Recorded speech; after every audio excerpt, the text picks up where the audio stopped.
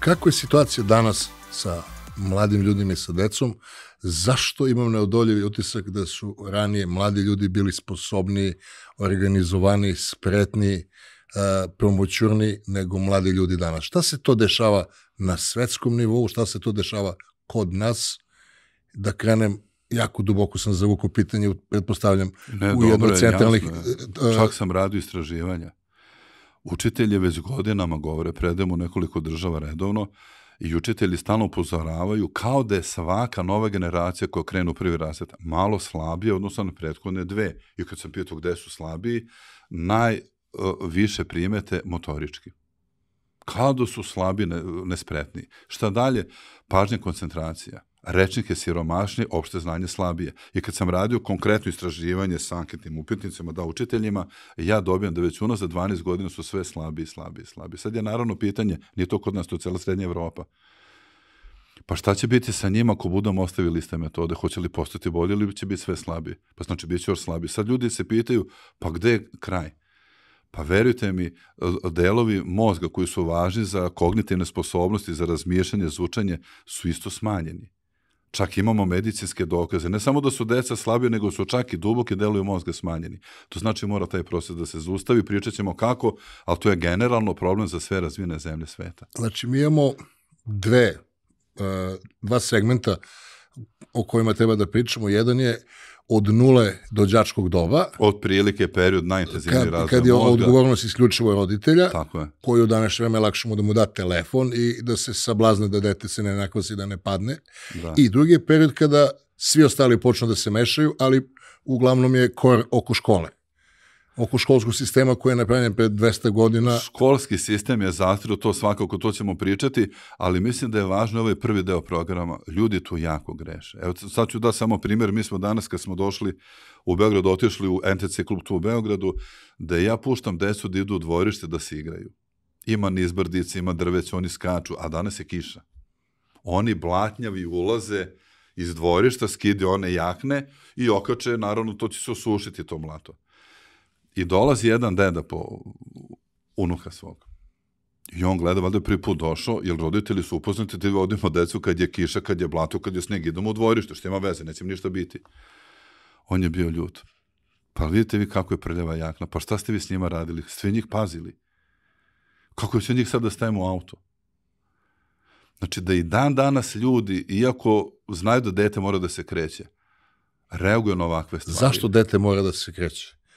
To je sad poenta, taj deda nije znao, verovatno je mama upisala dete da ide u taj naš, to je preteča vrtića, to je NTC klub, zato što znaju da je priroda najbolje okruženje za razvoj deteta. Zašto?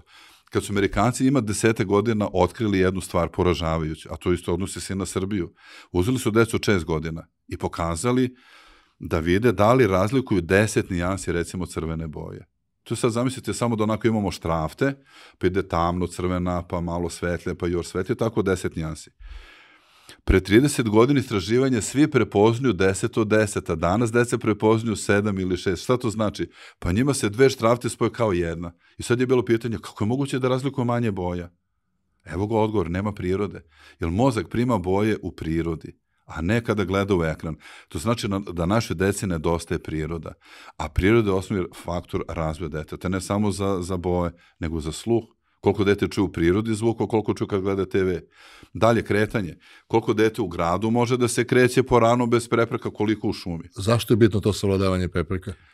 Najjednostavnija analogija koju predajem godinama da bi svi shvatili jeste ova. Živa bića koja se ne kreću, to su biljke i nemaju neurone. Što će njima nervni sistem? To znači da žive biće koje se kreću i imaju nervni sistem. I ako gledamo tu analogiju, najsloženiji nervni sistem imamo mi ljudi. I da prevedemo, mozak se razvija kretanjem kad? Pa najviše, do 3. do 5. do 7. i 12. I šta je posao deteta? Da se kreće. I šta je sad tu važno? Mi smo radili istraživanje, uzeli smo decu gradsku od 5 godina. Kada dođu na te naše kampove i stavili sat za maratonce da vidimo koliko će da pređu kilometar od 9 ujutru do 6 pre večere i ništa, nije bilo forsiranje. Livada, igraju se, idu u šumu, trče, donose grane, prave neke kolibe, onda neka radionica na otvorenom trče, igraju se. Kad sam pogledao uveče sat, pre nego što kažem koliko je kilometara, evo svako ko nas gleda nek samo zamisli u glavi koliko gradsko dete, prosečno naše gradsko dete dnevno pređe kilometra radnim danima. Kad radim ankete na predavanjima, kažu roditelji pa 2-3, neki kažu i manje, neki kažu 3-4. Znači da ja dobijem na predavanjima da bude nekad i par stotina ljudi, 2-3 otprilike, vikendom možda 4, toliko pređe naše gradsko dete.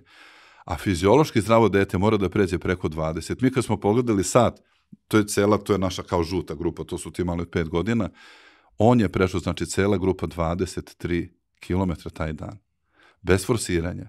I ako gradsko dete pređe dnevno 3, a da ga pustimo kod bake na selo bez telefona, bez TV-a, bez video igrica, preći će 23.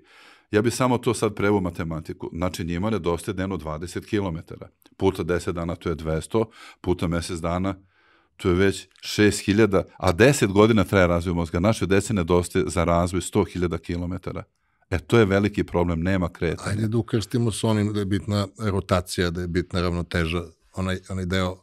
A to svakako, nije to samo bitno hodanje, kao ide dete da hoda, ne, to su sve vrste kretanja, uzbrdo, nizbrdo, skakanje, preskakanje, provlačenje, trčanje unazad.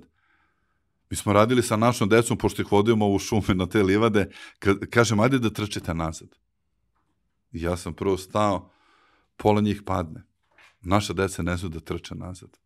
Okrenu glavu pa nekako bočno pa padaju. Mi nemamo glavne pokrete kretanja razvijene veca. To su bila deca od 6-7 godina. I onda kad pogledamo drugu stvar, ravna stopala su znak da nešto nije u redu.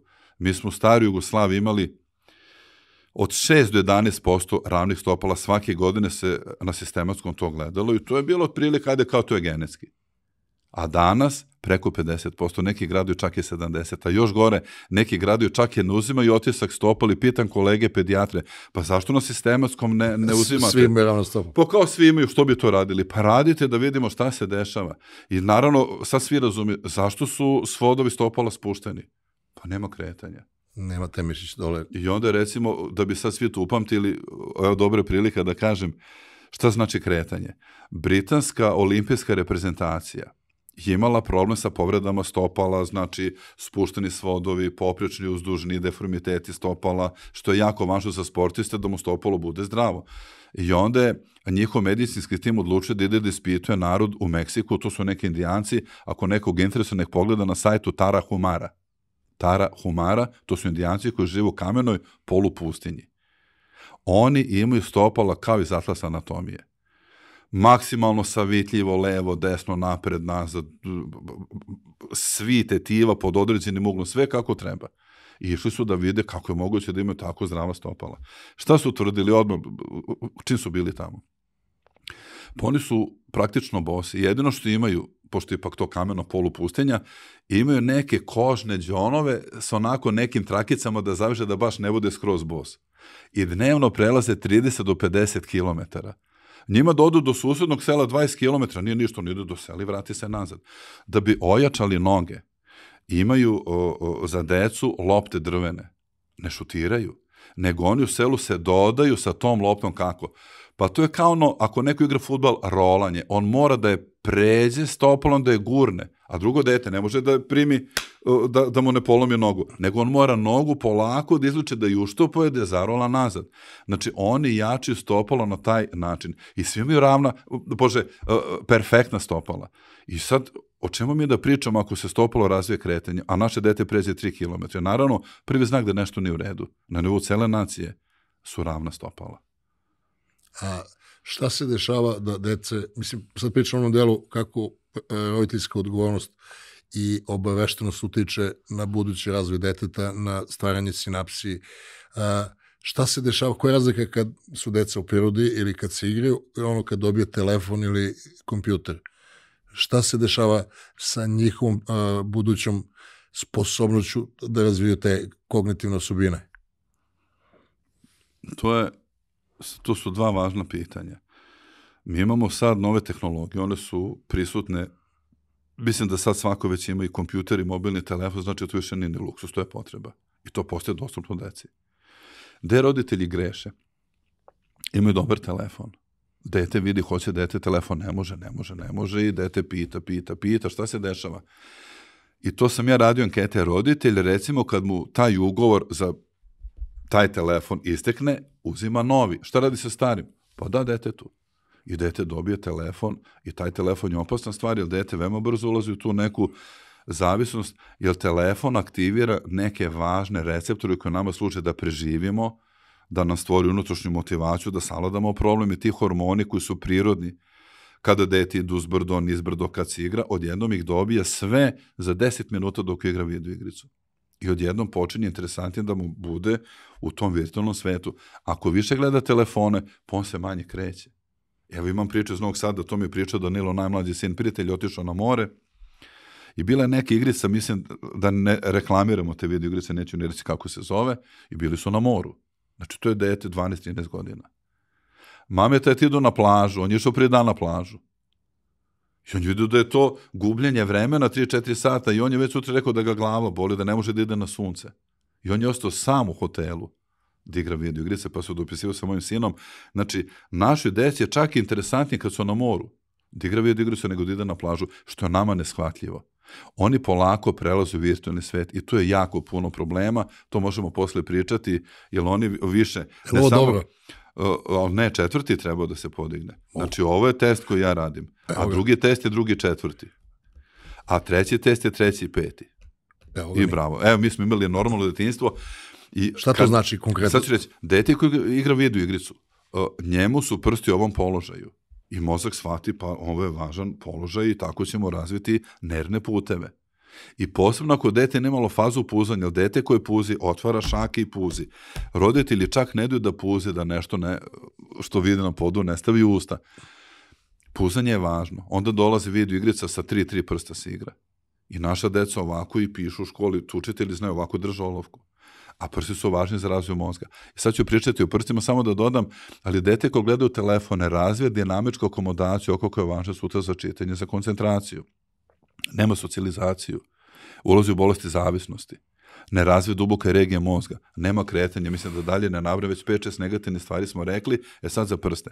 Da bi proverio da li deca imaju razvijene prste finu motoriku, radio sam test, već ima nekih 8 ili 9 godina, radio sam u nekoliko vrtića u Srbiji, jednostavan test, kažem deci od 5 godina, podignete 4. prst, već tu vidim da njih 30% ne može. Ovako podignu 2 prsta. A spojeni su 4. i 5. Jer jedan živac iz mozga aktivira ta 2 prsta. Znači da oni još u mozgu nisu odvojili ta 2 prsta. To je već problem. Ili kažu, mogu ja pa ovako sami podignu prst. Ja znam za te živce, ja nemam ulnaris na levoj ruci. Evo, ulnaris kontroliše 2 prsta. Tako da znam kako se zove, nije show off, kao ja znam. Da. Ali šta je tu problem? Mi možemo sve prste, oni ne mogu 4. Onda kažem, ajmo decu da uradimo malo teže. Evo, svi koji nas gledaju neka probiju 2. 4. sljedeći test. Mi možemo, naša deca ne mogu. Možete neizmenično. Ne, mora zajedno, u istom momentu 2. 4. A najteže da ljudi vide kako radi mozak. Neka sad ako gledaju podignu ovako 3. i 5. i 5-6 puta i sad većina koja gleda neće moći iz prve, pogrešit će, pa će uspeti da tu rade. Zašto? Jer mozak tu dugo nije radio, mi te nervne puteve imamo, nismo ih koristili. Evo ga, zalepi mi se srednji. A tako mozak radi, znači ne može iz prve da podigne, ali imamo fokus i mozak šalje impuls i podignemo posle par sekundi 3. i 5. Naša deca ne mogu, pa ste ni 4. To je meni prvi znak da nešto nije u redu. I znam kad držim seminare, pošto je program akreditovan ne samo u Srbiji, nego u celoj Jugoslaviji, plus nekoliko država Evrope, neko pogrešno razume. Pa onda ajmo decu 10 minuta da podižemo 4. prst. Kažem, nemojte ljudi, to je test. Kako se fina motorika aktivira? Pa dajte im da rade nešto sa 10 prstu. Evo savjet odmah, pošto to često i ne pričam, to niko neće ni naći u emisijama. Rekao sam ovako, pošto nama 4. i 5. problem, deca koriste ova 3. Ajde da aktiviramo 4. i 5. Kako? Igraju Lego kocke. I sad imate dete od 4 godine. I oni vole Lego kockice, ali slažu Lego kockice sa 3 prsta. I šta kažem? Deco, ja ću sad da se igram sa vama, u stvari moramo da ih izazovemo. I zalepim sebi 2. i 3. prst lepljivom trakom. I ja slažem Lego kocke, sad palac je 4. i 5. Kažem, vi nemojte, vi ste mali. To je samo za decu od 5 godina, oni imaju 4. On istog sekunda hoćemo mi. A šta je druga opcija da im kažemo? Decu zalepit ćemo lepljivu traku na drugi, treće da bi razvili finu motoriku, neće niko da me sluša. Znači moramo da ih izazovemo, to je dopamin. Izazov je dopamin, a dopamin mora da pokuša, jer ako uspe, a to je za 10 od 5 godina, on dobije hormone, sreće, endorfine i to su naši motivatori, to je unutrašnja motivacija. Ali dete neće da se motiviše, neće da radi, jer je sve dobilo u virtualnom svetu. Zato je naš posao da znamo gde su razvojne smetnje, zašto su opasne i kako da ih prevaziđemo kroz neku igru. Sad sam dao Lego kocke, zalepimo drugi, treći prst i kažemo to nije za tebe, ti si mali, i oni automatski aktiviraju 4. i 5. To su 2 važna prsta. Šta su što kažu do i kako se kaže, ovo da, ovo ne. Koje su te greške koje u današnje vreme prave roditelji, prestrašeni da se detetu nešto ne desi? A štedimo decu. Ja mislim da je to generalni problem. Ja bi samo za taj 4. prst, jer ima veze sa sportom. Bila je konferencija u Mađarskoj i sećam se, posle te priče o prstima, prilazi mi trener juniorskog tima streličarstva, to luk i strela. Kaže, pa ja sad tek razumem, molim vas, ili ima neka vežba, pa smo pisali šta bi mogli da radi. Šta se dešava? Ja sam mislio da luk i strela se onako zapinje sa 3 prsta, kao mi kad smo bili mali. Onda mi ona pričala, ne, to se zateže sa 4 prsta. I ono povuče tetivu i u maksimalnom tom istegnutom stanju otpušta u momentu 4 prsta. Oni ne mogu. I kaže, otpuste, ali njima malo zostane 4. prst. I ako zakači tetivu, ovde milimetar, tamo već 10-20 cm, a kaže, dete mi je dobro, ima fokus, hoće da trenira, dolazi na treninge, ali kaže, prsti mu ne valju. Šta smo onda radili? Dao sam im 10 vežbi da aktiviraju prste. Ne može prst da se aktivira tako što radim vežbu. Jer sad, šta smo mi radili kad smo bili mali? Prvo, ja se sećam, niko nas nije štedao. Dođemo kod tetke. Ona imala kukuruze.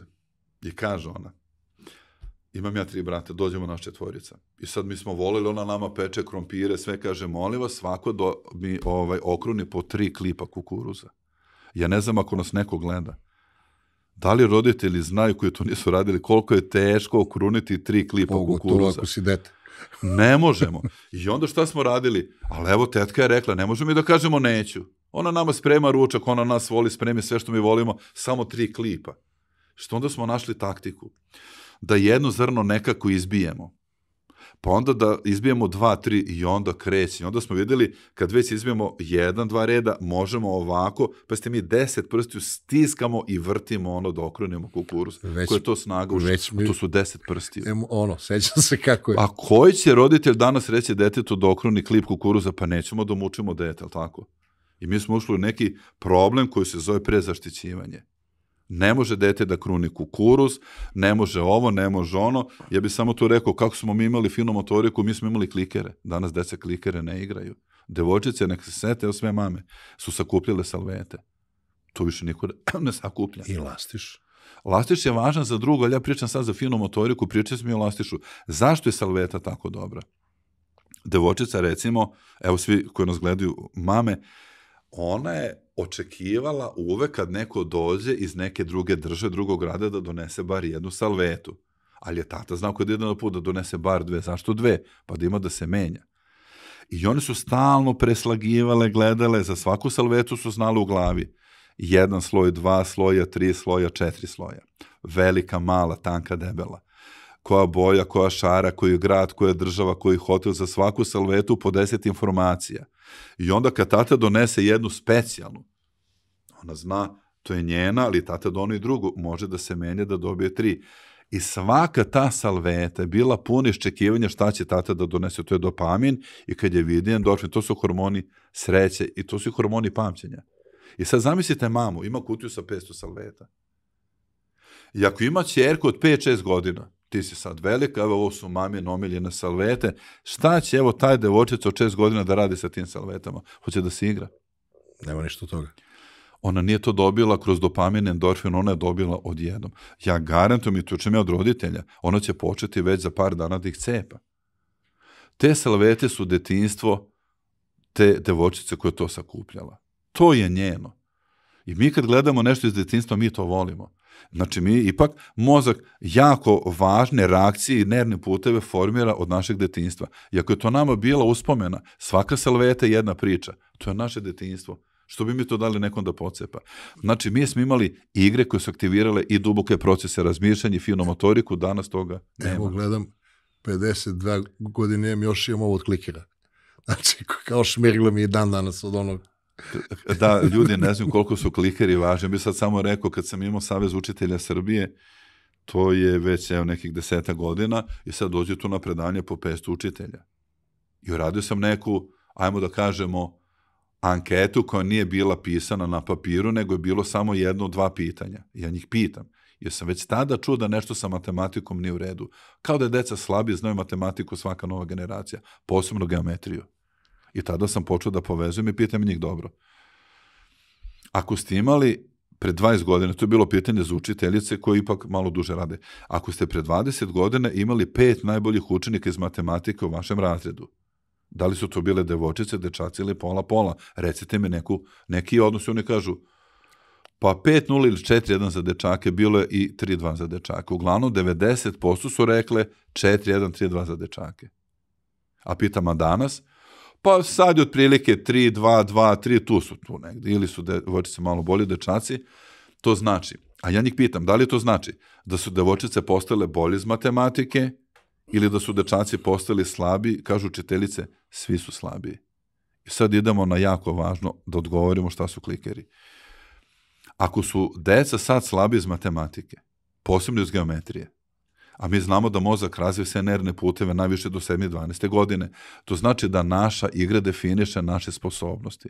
I onda sam gledao po koje su igre bile dominante za dečake, klikeri i fudbal.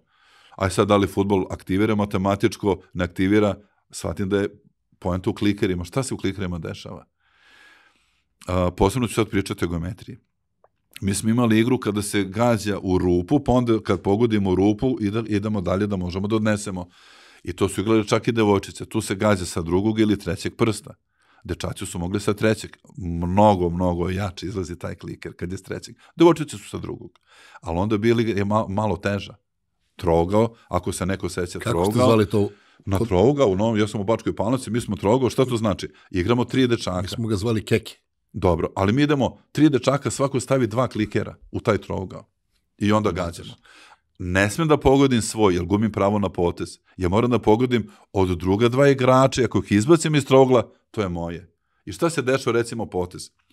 Treba da gađam, tu je moj kliker, tu je trougao, moj kliker je na početku trougla, ja gađam odavde, a iza je protivnički kliker. Kako da ga pogodim? Ja sam shvatio sam, podižem ruku. Znači, ja moram ipak 10-20 cm, ja držim ovu ruku i sa trećeg prsta izbacujem kliker kao laserski zrak. Pogodim, izlazi, ja ga nosim. Mi smo kroz igru razumeli 3. dimenziju piramida, kupa i mi smo razumeli matematiku. Hoću da kažem, igra definiše naše kasnije sposobnosti. Žao mi je što tih igara više nema, ne kaže da su najbolje, moramo da tražimo zamenu, ne treba dete baš previše da štedimo, ne kažem da treba da ih maltretiramo, samo da ih malo pustimo, da se pomuče, pa neki padnu nekad, jer sad to je jako interesantna priča kad pričamo o prirodi i o svemu. Imao sam poziv u školi Dosete Obradović iz Sombora. Recimo, interesantno je u toj školi da išao Nikola Jokić. Ima dvorište toliko veliko da nema ni ograda. Znači, dvorište je ogromno, a na kraju dvorište je šuma. Znači, nema potrebe za ogradom kad je tamo daleko šuma. I zvali su me nastavničko veće da imaju problem da su imali kroz svake godine kroz tu šumu i dobili peticiju. Roditelji su napisali da oni nisu za to da deca trče taj kroz šumu, jer mogu da zapnu za korenu drveta, da ima neka neravnina, da će da padu, da možda mogu da povrede dogule, koleno, laktove, i ako dođe do povređivanja, da će roditelji tužiti školu. I dolu u potpisu čak i 2 advokata, čije su deca u školi, i šta će, ako dođe do neke povrede, škola mora da plati odštetu. I zvali su me direktori, to nastavničko veće, bio sam u Somboru. Bilo je puna ta sportska dvorana, iznijeli su stolici svih učionica, možda bilo 300 i više ljudi, oni su sutra povukli peticiju. Dete mora da padne.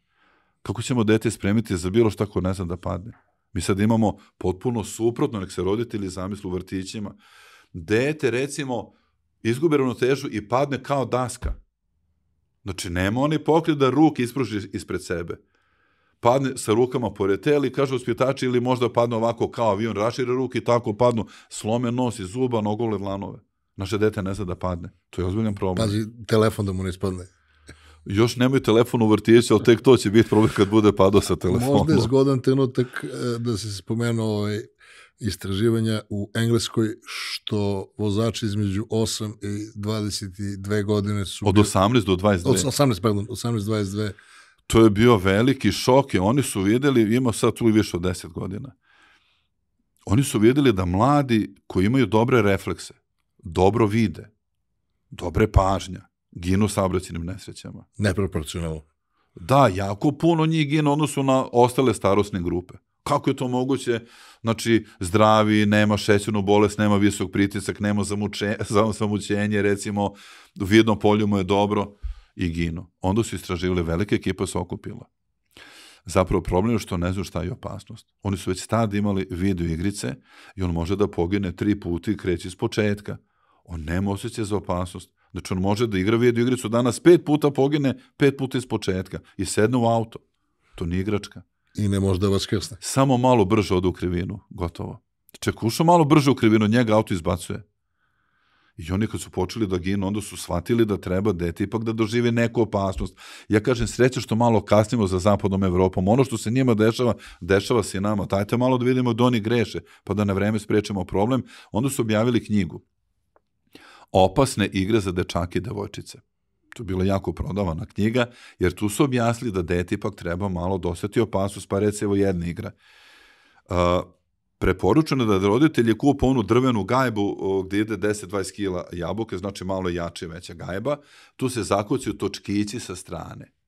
Neki kanap i to može da se vuče kao neka kolica.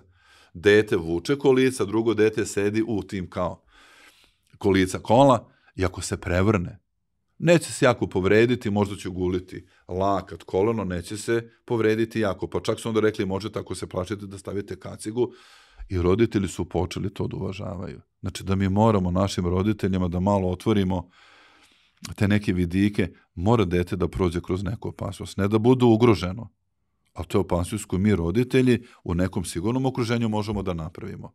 Neka se izbore sa nečim. Evo ja sam moju decu vodio kad god smo imali priliku na planinu Taru. I često bez mame. Zašto? Ali mama hoće da ih zaštiti, htela, ne htela, to je mamin instinkt. Idemo mi sa mamom, a nekad smo mi sami. Ja sećam uvijek te priče, često pričam. Dolazimo 1. maj, lepo vreme, ali kad je noć, ide ispod nule. Znači, -2, -3. To je brvnara, drvena kuća, nema struje, nema vode. I ja njima kažem. Dođemo popodne, oni se igraju, donesete one sitne grančice za potpalu, donesete vodu s izvora. Oni donesu malo, jer oni se igraju. Sad ja njima da kažem, donesite, bit će vam hladno. Ne, ja njih pustim. I sad pada mrak. Hladno je. Taj založi vatru, pa ne mogu sad da ložim kad nema sitne grane za potpalu. Pa aj donesi, pa kako sad mrak i u šumi, kako da donesem? Ja znam da ima tu ćebe, pa će se pokriti sa 2 ćebeta. Žedni smo. Pa ste doneli vodu s izvora, pa jesmo. Pa de, popili smo. Ostavim ja malo vode da dam svako pogutljaj. Sutra, nisam ništa rekao. Tu je 10 flaša s izvora, tu su sitne grančice da imamo za narednih mjesec dana da palimo. Znači, deca moraju da osete da zavisi od njih. A ne ja njima da govorim morate to, ne. Bolje da oni sami osete. I to je posao roditelja da ih dovedemo u takvu situaciju. Znači, oni neće biti, ne znam, smrznuti ili žedni. Ne. Oni će dobiti svoju lekciju. To je posao roditelja. I to više radi tata nego mama. Mama bi sigurno otišla na vodu, otišla bi po te grančice, ali to opet, tu su tati i mama između ravnoteže te, to je jako važan savjet između mame i tati, u toj ravnoteži rastu zdrava deca. Čuvena rečenica koja je propastila više dece nego telefoni, neka sine mama će. Da, čak sam i pisao tekst da mi uradimo umjesto dece. Sad imamo situaciju ne samo da mama umjesto deteta uradi sve, oblači ga za vrtić, ispunjava mu želje. Može to, onda radi domaći za svoje dete. Onda čita lektiru pa mu prepričava kako ga sprema za život. I ja samo radim analogiju sa, recimo, životinjama. Nek svako zamisli geparda. Njegov život zavisi od brzine trčanja i akomodacije oka. Šta to znači? Gepard kad trči 120 na sat, on hvata gazelu. Ona je malo sporija. Znači, on jedina šansa da uhvati. Da u tom punom sprintu fiksira gazelu. I ako neko hoće da pogleda, može svako na YouTube-u samo da otkucaju sprint gazele. ona kao mišićna opruga ide, uvija se telo levo, desno, napred, nazad, glava se ne pomera. Zašto? Da fiksira antilopu. Ako se malo pomeri glava, mozak automatski podešava oči da fiksiraju tu antilopu. To svi da automatski, to je milijarde tih neurona sinapsi uključeno. I ako mu pobegne iz vidnog polja, on je neće uhvatiti. Sad je pitanje, kako je gepard razvio tu sposobnost, a nije se s tim rodio? I to je rano detinjstvo. Šta je uradio gepard? Pa mali gepard. Sa bratom, sa sestrom trči, preskače, provlači se, penju se, paduju, dođe mali gepard, udara mamu po glavi, hoće da se igra, ona ga šapom odalami, on se vrti i pada. U tom prevrtanju se sprema za život. Ne kaže da mi treba da udaramo našu decu, ali gepard se tako sprema za život. Šta je suprotno? Da mu mama sve donese, da ne mora da trči, taj gepard neće preživjeti. Znači, mi smo jedina živa bića da pravimo biološki problem detetu jer ga ne opterećujemo, neka mama će umjesto tebe, ili da se dete ne muči, ili da ne znam šta. I mi smo zapravo usporili biološki razvoj naše dece. Čak i omeli. Imamo, nažalost, i oštećenje i to kasnije se provlači kroz školu i fakultet. Pitanje je sad kako će oni da uče. I vidimo u školama se kriterijum svake godine malo više smanjuje, što je posebno bio problem. Sećam se, u Crnoj Gori ima 2 godine, objavili su listu. To je bila nacionalna televizija. Prijemni ispit na medicini, 102 kandidata. Od 102 kandidata, 90 nije položilo prijemni. A radi su učenicima koji imaju sve petice. I sad je naravno pitanje, šta se dogodilo? Pod A, da li je prijemni jako težak, ili pod B, da su nam deca sve slabija. Naravno, ministar je reagovao kakav je to prijemni, da će on lično da položi u drugom roku, mislim, nije polagao, ali opet sa medicine su se malo uvredili, ne, nije to teži prijem, niste kao ranijih godina. I sad je pitanje, kako to da oni imaju sve petice? A polagalo su prijem, mislim da je biologija, hemija, dalje još 3. predmet bio. Znači, oni su imali sve petice iz tih predmeta. To znači da negde se greše, ne možemo deci davati petice i ne znam otkud ta, pa ovo vidim i predam i u Hrvatskoj i u Sloveniji, poklanjanje ocena je zapravo, nije nikakva usluga deteta. Da se ne uvredi, da ne pati. Pa ne znam da li roditelji vrše pritisak u škola, mora to malo da se uredi. Pa u naše vreme, kad je roditelj smio da ide u školu da neko kritikuje? Vidim da je to sad uobičajeno, roditelji su previše prava sebi dali. Da premotam ono što je meni interesantno, možda će biti, u stvari nadam se da će biti interesantno i našoj publici. Dete kad se rodi ima kapacitet svašta nešto da radi i neuroni, odnosno sinapse koje se ne koriste, one se izgube. I ako se ne razvijaju, pa sad sam te onaj deo kad se deca okreću ko svoje ose. Da. Sad ću to objasniti, jer to baš nije tako da ljudi se ne bude. Znači, mi kad se rodimo imamo sinapse. Ali mozak vidi da neke nisu važne, one su bile važne i intrauterino. I onda mozak odjedno, znači fetus, znači dok se beba nije rodila, već je mozak formiran, sva čula su formirana već u 5. 6. mesecu. To je sve povezano. I sad se beba rodila. Šta je sa tim sinapsama? Mozak ih resurba, one nestaju, sad kreću druge. O tim drugima pričamo. Te druge kreću, razvijaju se, najgušći su između 2. i 4. godine. I mozak tada vidi. To što je važno ostaće, to što nije važno nestaće. I profesor Lichtman sa Harvarda, mislim da će možda dobiti Nobelovu nagradu, je dokazao, neuron koji ne radi, on umire, on se bori za svoj život. Recimo 2 neurona uhvate mišićni snop, jedan ga preuzima, drugi šta bude sa njim? Umire. Znači oni se bore za život. Mi to ne shvatamo. I u toj borbi koje neuroni prežive? Oni koji nešto rade. Šta ako ne rade? Ostaćemo bez njih. I to je posao roditelja, posebno u periodu do 4. godine. Da razvijemo dečje sposobnosti da bi to njima ostalo kasnije u životu. Šta ako nismo razvili? Imaćemo problem. I to sam čak opisao u mojoj prvoj knjizi Kod deteta briga roditelja. Jedno dete u Italiji kreće u školu. I sad roditelji znaju da je dete slepo na jedno oko. I na medicinskom pregledu, oni sistematski preupisu prije razred, pitali doktori, pa kako je slep? Kažu roditelji od rođenja. A kako od rođenja, tu je oko, tu nema nikakve povrede. I onda su oni tražili kartone medicinske gde su se ti roditelji selili i nađu. To je, roditelji su zaboravili, pa su našli u kartonima. Taj dečak kao beba imao je blagu infekciju oka. I dobio terapiju. Ali mama da bi dodatno zaštitila oko je gazom pokrila oko. I sad mozak koji je ogroman potrošač energije, 20% energije odlazi u mozak.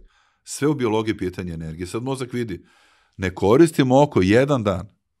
2 dana, 3 dana, 5 dana, 10 dana mama skinula gazu, njen sin je već bio slep. Znači, mozak brzo pravi greške.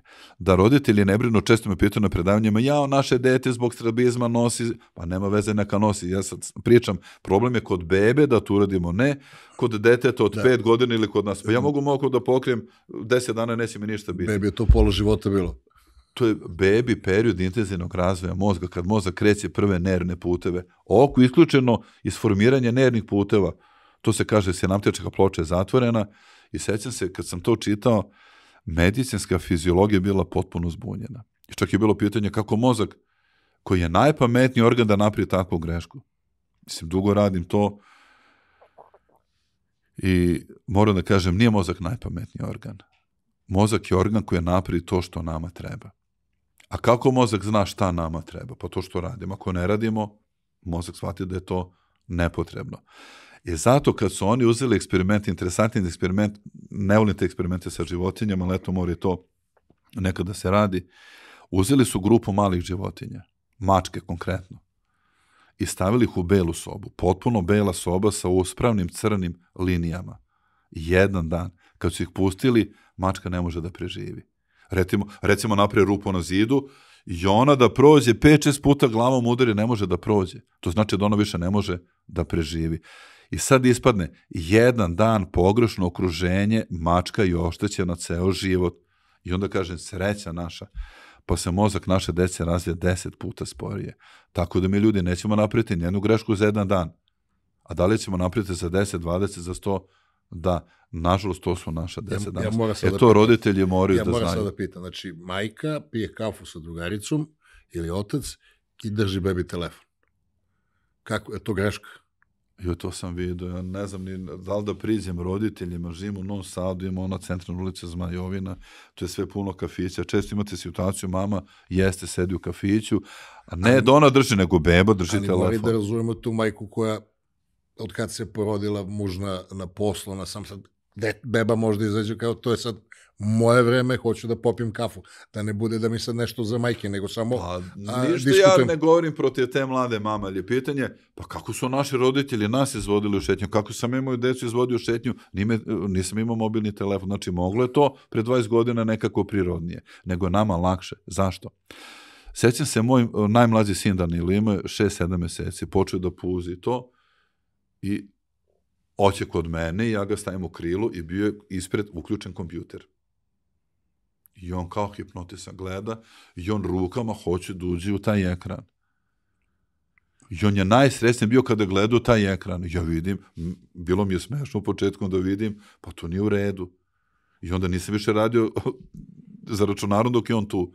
I onda vidim malo dete. To je njemu impuls. Zašto? Jer mozak mora da primi impulse da bi se razvio. Odjednom stiže se ekrana 100 informacije, 100 signala i mozak naše dece, tu nema šanse, oni se zarobe tu. I zato je jako važno čuvati decu tih novih tehnologija.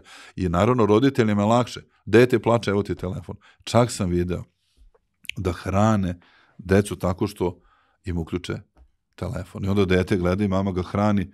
A pa je sad samo proces hranjenja. Gleda u ekran i jede. Pa on mora da gleda u hranu, dete mora da gleda u hranu, da misli o tom žvakanju. Zašto? Jer ako ga naučimo da jede u 5 minuta ili 10, on će to tražiti sve više i više. Sve me uhvati što kažu nezgodaci, počeo sam i da se češam, da gutam knedlu, brišem naočare, baš mi je to onako... Ali to roditelji rade, ali to njima olakšava posao. I opet se vraćam nazad. Ja sećam... od mog oca porodicu sa Kosova, Banjica kod Peće. Mi odemo kod baba Đurđe.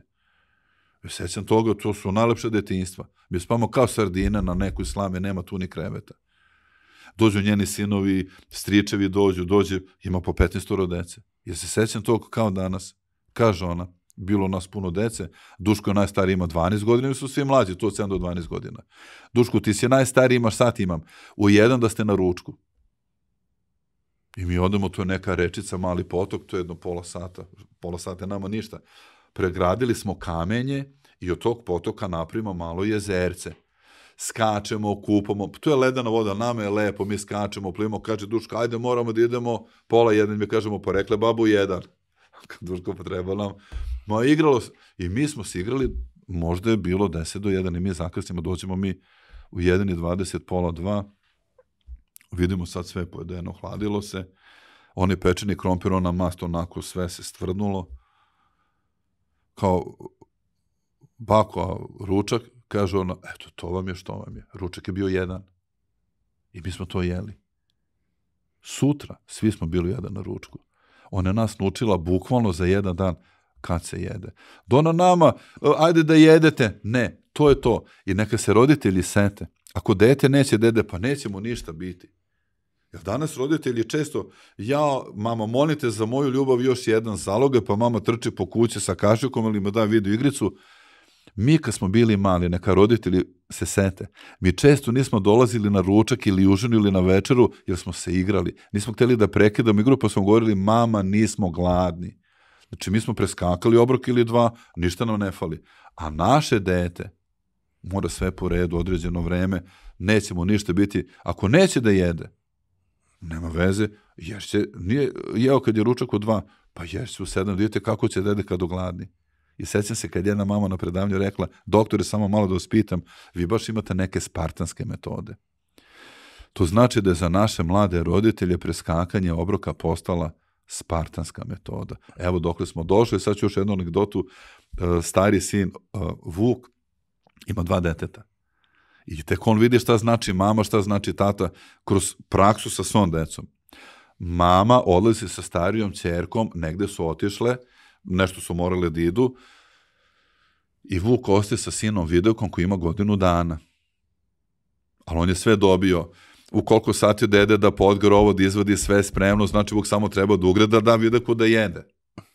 I on se igrao, zagrao se, da su oni slagali neke vozove, voziće, knjige, Lego, kocke i vidak uste, on još ne priča.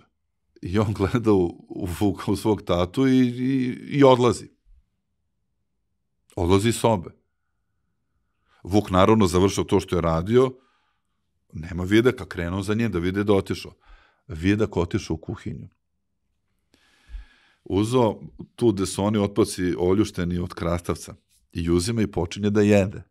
I Vuk shvatio, pa pre sat vremena sam trebao da mu dam ručak. I Vuk odmah naravno sprema ručak.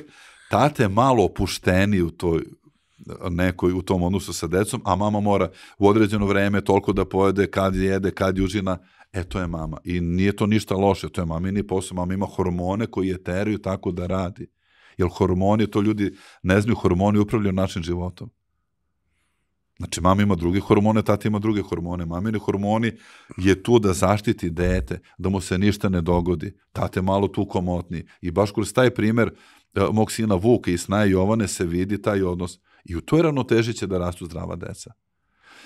Kad pričamo o ta ogromna snaga hormona, samo eto ljudi neka pomisle, a svi to znaju. Losos kad krene u Kanadu kroz reke, on prelazi ne znam koliko 1000 metara nadmorske visine, on pliva uz vodopad. 50% ih pojedu medvedi. Ko snaga njega vuče da ide u potok gde si izmrestio? Kaže neko instinkt, ne, to su hormoni. Oni ga vuku tamo.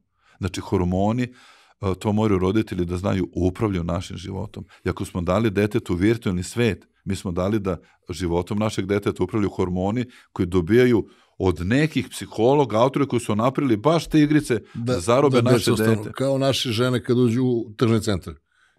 Što je lepše, što je svetlocavije, što su više sniženja. Nije donjavna, pošla da uštedi. Ali to rade ozbiljni ljudi da nas uvedu u tržne centre, čak i u prodavnice, ali ovo rade da uhvate našu decu. Tu je odgovornost roditelja. Nemojte tamo da ih puštate, tako da bi tu i završio tu priču o predškolskom periodu. Roditelji su najodgovorniji i moraju da znaju ove neke stvari da bi pomogli detetu. Da budu relaksirani oko kontrolisane opasnosti. Znači, u određenom okruženju može da radi šta hoće. Da li je to drvo na koje se penje prva grana na 70 cm, druga na 90, neće mu ništa biti ako pade. Ne može da se penje na granu od 2 metra preko kanapa pa da se razbije. Znači, mi moramo da vidimo gde dete ide, da tu, toj kontrolisanoj, ajde da kažemo, atmosferi okruženju, da dete ulazi u neku opasnost. Tako razvije, to je jako važno, tako razvije samopouzdanje. Dete kad preskoči ili savlada jedan problem, drugi problem, treći, dobio samopouzdanje. Dete za koje roditelji preskaču te prepreke, ne razvije samopouzdanje, šta se onda dešava? Pa dođe dete u školu, gde među vršnjacima nikomu neće preskakati ako nešto ne može. I odjednom vidi da on to baš i ne zna, gubi samopouzdanje, povlači se u sebe. Znači, roditelji koji previše rade za svoje dete, ga oštećuju, ne samo fizički. Plus su sva ta deca oštra, nisu deca su nemilosrdna. Ako se neko razlikuje. Sada nego ranije. Jer igrice i ovo su im ubile osjećaj teta-tet komunikacije. Jest, uživo je bili, tu su oni jako vodili računa. Ne možemo mi tek tako da uvredimo nekog. Ima neki stari koji će da nas klepi po glavi. I mi smo morali da se ponašamo ne u školi toliko, nego na igralištima. Hoću da igram košarku, fudbal, neki sport. Ne mogu ja baš da radim po mom razmaženo. Nije tu mami i tata da me zaštite, tu smo sami mi. I ja mislim da se tu jako lepo razvijelo to ponašanje, socijalizacija. A danas deca ne idu više ni na igralište, pogledajte parkove. Tu jedino deca do 5. godine sa mamom, sa tatom, a starija deca, gde su nam ta deca? Na telefonima. Moguće, ali nema ih u parkovima, nema ih na igralištima i to je problem. Ja ne znam kako je sad, ali u vreme kad sam ja išao u školu, mi smo mogli koji god sport poželimo da treniramo. Iz Bačke Palanke sam, hoću u kak, idem na kak, hoću košarku, hoću stoni tenis, hoću fudbal. Mi smo svi trenirali 5-6 sportova. Danas toga nema. I to je važna poruka roditeljima. Upišite dete na sport. Nemojte ga voditi na 100 aktivnosti. Balet, engleski, košarka, ne znam, skijanje, mačevanje. I roditelji vode dete svaki dan jednu aktivnost. I saberite mu sport i eventualno još jednu. Ne treba dete opterećivati i često to i predajem, jer dečji mozak radi drugačije. Sporije nego naš. Oni su na teta frekvenciji. To je spora frekvencija. Zašto? To je fiziološki. On sve mora, dete mora sve da vidi, da analizira, da to prihvati, da obradi i da ide dalje. Svaki put kad nešto vidite, je novo iskustvo. I dao sam primjer, ima tih lepih testova, pišu i moji saradnici, ovo je konkretno ćerka Iva pisala, dečji sad drugačije kuca. Dete kad vidi pticu na prozoru, dete od 3 godine. Vidi pticu i gleda, ali to traje, ptica je sletela. Ptica je pozobala par zrna, bila je malo tu i odletela. To je glavni događaj za to prepodne, za to dete. A za nas je to došla ptica, otišla ptica. Znači, dečji mozak mora da radi sporije, da sve prihvati, da nauči zašto ovo, zašto ono da povezuje. I šta mi radimo? Šta je suprotno? Idemo na jedan trening, na drugi trening, na 5. trening, na 10. trening, dete više nema vreme za sebe. Ne grupiše pogodke za jednu stvar da napreduje. To znači moramo usporiti dečji mozak, on je već spor. Nemojte vi da prekidate to vreme dečije. I to je to poenta, dečji sad drugačije kuca. Ne možemo mi naše neke ideje da forsiramo preko deteta, oštetit ćemo ga. Dete mora da ima svoje vreme za sebe i neka mu bude dosadno. I to možda je jako važan savjet za ovaj prvi deo priče pre škole, za vrtić. Dete kada ima dosadu, počinje da misli. Traži igračku, hoće da se igra, znači, to smo mi radili. Ne konzumira, nego kreira situacije. Čak i ako mu fali igračke, što je jako važno, oni osmisli igračku koja nije tu ili deo u glavi da odigraju sa tim što je u mislima, sa tim što ima. To znači puno igračaka ne vredi puno. Bolje malo igračaka. Šta je problem? Ako kažu danas, dosadno mi je, evo odmi ide TV 20 kanala, mi ćemo tebi da pomognemo, a što su nama roditelji govorili kad smo rekli dosadno nam je? Što su ovo, igraj se samo. Igraj se. Pa to je najbolji savjet. Sećam se koleginica moja, Tijana Stoja, naravno voli svoje 2 ćerke i ona je super i šaljiva i to. I sećam se priče kad je ćerka došla, mama, dosadno mi je. Kaže Tijana, čekaj, ja sam negde čitala da samo glupo deci je dosadno, ti si pametna. I ćerka se okrenula, otišla da se igra. Znači, nije ništa izgradila. I poenta jeste, neka se deci igraju sama. Jer ako gledamo dosadu kao dosadu, taj fenomen, to je stres, to je neprijatno stanje, a mozak mora nešto da radi. Šta je najlakše? Pa da uzmemo video igricu i da mi sami sebi blokiramo dosadu. A šta je drugi način? Da kreiramo nešto. A šta je? Dosada je zapravo nedostatak nekog impulsa. Šta je? Kako definišemo dosadu? Mozak nema aktivnost fokusiranu. I onda je dosada. Neka svako proba. Evo mali test. Sedite na stolicu, gledajte u zid, u beli zid. Ne levo, desno, u beli zid. Probajte 5 minuta. Samo 5 minuta. I nek vam neko meri 5 ili 10 minuta, imaćete osjećaj da ste gledali možda 20 minuta ili pola sata. Evo, to može svako da uradi sa sobom. Jer do sada je stres i pokretačka snaga da je pobedimo da nešto mislimo. Može telefon da misli da za nas se vidi u igricama, a možemo i sami. I ako gledamo realno kad se do sada pojavila u evoluciji. Mi smo učili u školi kad je čovjek pronašao vatru, počeo je brzo da se razvije. U stvari šta se desilo?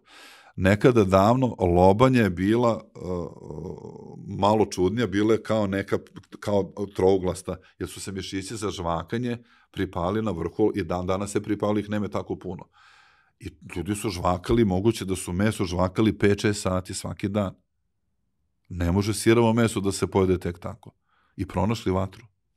I evo ga. Može da se pojede obrok za 10 minuta. Odjednom se pojavlja 5-6 sati slobodnog vremena. Šta su ljudi radili, pojavili se do sada? Pa morali su nešto da rade. Šta? Da zaore njivu, da stavi ogradu, da pripitomi životinje, znači oni su počeli da nešto stvaraju. To je poenta dosade. Mislim da je dosada stvorilo čovečanstvo. A mi danas ulazimo u problem da više nema dosade i to je jako važan savjet za roditelje. Dete koje ne zna da reši svoju dosadu. Nauči da dobije odmah sve i sad. Nema čekanja. On ne zna da reši dosadu, to je previše velik stres. Odmah sve i sad. I ako to tako naučimo dete da funkcioniše, a mozak stvara nervne putevi i tako se formira i ponašanje. I šta se sutra desi ako nešto ne može? Prag tolerancije 0. Frustracija visoka. I tu su odgovorni jedino roditelji. Zato je jako važno da roditelji slušaju, da se edukuju. Promenilo se okruženje. Nema to kao što je bilo pre 50 godina, kakav otac, takav sin, kakva majka, takva ćerka. To je možda bilo tako kad su deca rasli uz oca i majku 10-12 godina, a danas nama nove tehnologije preuzimaju po 2-3 sata dnevno tu neku ulogu koju su imali roditelji. I nema tu više kakav otac, takav sin. Možda će u nekim segmentima biti, ali to dete nije spremno za život ako smo ga previše pustili u virtualni svet. Kakva Viber grupa, takav sin. Ovi drugari što mu napakuju. Tako će i biti. Sad, onaj drugi deo, najavili smo ga, školski sistem je izmišljen u industrijskoj revoluciji da osposobi ljude da mogu da bavljaju osnovne funkcije. Čitaju, da pišu, da računaju. Ja to volim da kažem kao municija za industrijalce, uopšte za sistem. Radna snaga.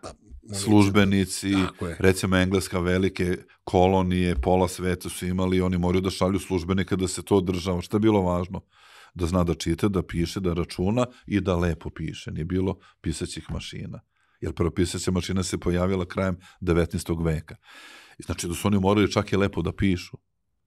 I sad idu naša deca u školu koja je tako koncipirana, a moram da kažem, Jan Komenski, veliki reformator Čeh škole, on je govorio, škola mora da bude kao igra. To je prva ideja Evrope da škola mora da bude kao igra. I to je u osnovi dobro postavljeno, jer dete kroz igru može da uči. Danas kad pitam decu, radio sam ankete, gdje izaberu 10 reči da opišu školu. Prvi razred pišu prijatelji, učiteljica, užina. To je igra. Drugi razred, prijatelji, učiteljica, užina, igra. Već treći razred obeleže reč dosada. Ili strah. Od čega strah? Od odgovaranja. Kreću prve velike pesmice, 2-3 strofe. Imaju strah od odgovaranja, to je trema. 7. 8. razred, da ne pišem šta pišu. Da ne govorim šta pišu.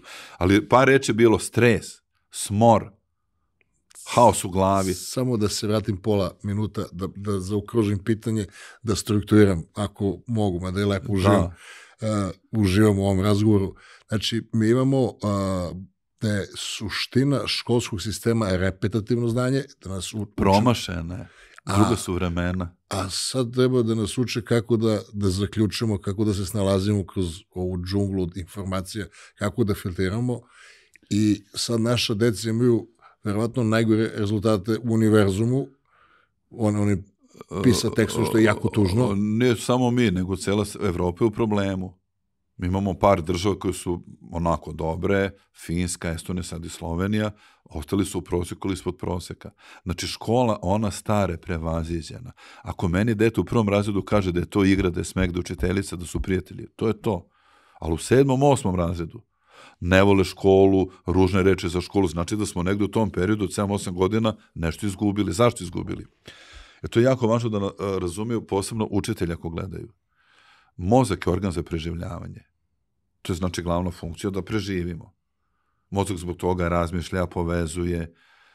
Ako je to osnovna uloga mozga, onda se postavlja sljedeće pitanje. Idemo analogijom, logikom nekom, pa da li onda mozak voli da uči ili ne voli? Znači, ako je to organ za preživljavanje, on mora da uči da bi preživjeli. I mozak je obezbedio biološku nagradu. Kad naučimo nešto novo, kreću hormoni sreće. To roditelji jako dobro znaju dete koje počinje da hoda prva 2-3 koraka. Znači oni već hodaju, polako drže se za fotelju, za kauč i odjednom kreću 5-6 koraka bez pridržavanja. Većina dece stane, pogledu noge, pogledu roditelje, ne mogu da pričaju. Ali kao da hoće da kažu mama, tata, pa ja znam da hodam. I dete počinje da se smeje. Imate decu, čak i sami sebi tapšali, su svom kratkom životu naučili kad urade nešto dobro, mama i tata kažu bravo. Roditelji bukvalno osjete sreća izlazi iz deteta. Tu su hormoni sreće, endorfini. Naučili su nešto novo. Što je poruka mozga? Podsvesna. Bravo, lakše ćeš preživjeti. Znači, mi kad naučimo nešto novo, mi smo srećni.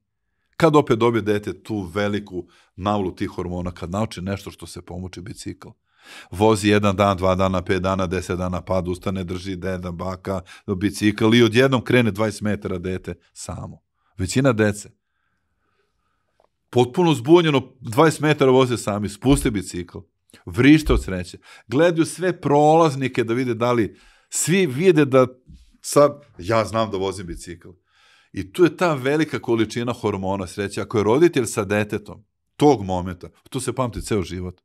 Ja znam kad su neke stvari moja deca savladale, tu sreću, tu su hormoni, endorfini, to su hormoni pamćenja.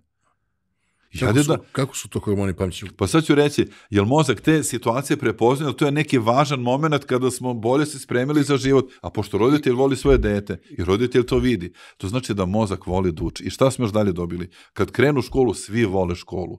Kad smo radili anketu, tu su bili učenici, u Celju sam radio u Sloveniji, 4. razred, bilo je pitanje. Ako, znači, da procene koliko vole školu i da obeleže ocenom od 1 do 5. Znači, sad kad su 4, kad su bili 3, kad su bili 2, kad su bili 1. Znači, meni ista deca koji su 4 ocenjuju koliko vole školu. U prvom razredu svi vole školu, 99%. U drugom razredu skoro svi, ajmo reći 95%. U 3. razredu samo 70%. 30 već ne voli školu ili otpor prema školi. Tu smo već negde pogrešili. U 4. još više. I sad je meni naravno pitanje, ako mozak voli da uči, i ako deca vole školu u 1. razredu, a već u 3. 4. ne voli dete ili taj učenik, pa ko je tu pogrešio? Deca ili mi? Mislim da je sistem. Učenje napamet nije za decu. I ja se borim, najbolje bi bilo da se to zabrani zakonom, međutim starije kolege prave otpor. Kako da nauče lekciju ako ne uče napamet? Ima 100 drugih metoda i onda na predavanjima pokazujem koje su to metode. Pa dajte kroz igru da vidi dete, da vidi učitelj, da vidi roditelj, da može da se uče na jedan potpuno drugačiji način. Te nove metode mi moramo podhitno da uvodimo, to je novi sistem obrazovanja, a ne onaj pre 200 godina učenja napamet. Da podvučemo markerom. Učenje napamet treba zabraniti zakonom u školi. Ne možemo zakonom, ali treba, ali moramo dati onda učiteljima mogućnost da nešto drugo. Ja ne mogu njima zabraniti, a ne dam im druge alate, tako je. Znači njima mogu da pokažem, evo ove metode, za ovaj predmet, ove, za ovaj predmet, mi smo razvili, imam tim, radim na 3 fakulteta, imamo jako puno, imam i studenata, asistenata, razvio se, imam tim u Novom Sadu, Vuk, na kraju sin mi najviše pomaže i Nemanja. Mi smo razvili 40 metoda za različite lekcije i predmete. Pa ajde onda da pokažemo učiteljima, nastavnicima kako to može, kad oni vide, aha, to je to, i onda oni urade na taj način. A deca to dožive kao igre. Sad ne znam koliko imamo vremena da ispričam jednu lekciju, kako to izgleda. Ja sam na Vukovo pitanje koliko ćemo da sedimo ovde, ja sam rekao prvi put kad počnete da kulutate očima na moje pitanje, mi gasimo kamere.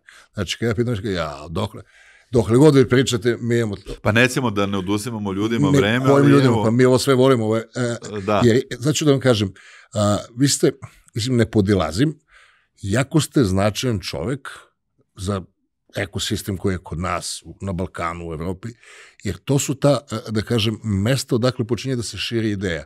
Ja odavno pričam Doduše, ja sam krupan, ćelavi muškarac, pa moje kognitivne sposobnosti se percipiraju bitno manjim nego što možda jesu kod publike, da je školski sistem trenutno veoma nakaradan, jer da smo uspavali nekog profesora 1950. godina, kad je Walt Disneya, i da ga probudimo danas, 72 godine kasnije, kad imamo dronove, internete, ne znam, ova čudesa po realitima, ovamo namo, on gleda, ništa mu nije jasno, kaže, bar je školski sistem ostao isti, kao da ne brinem.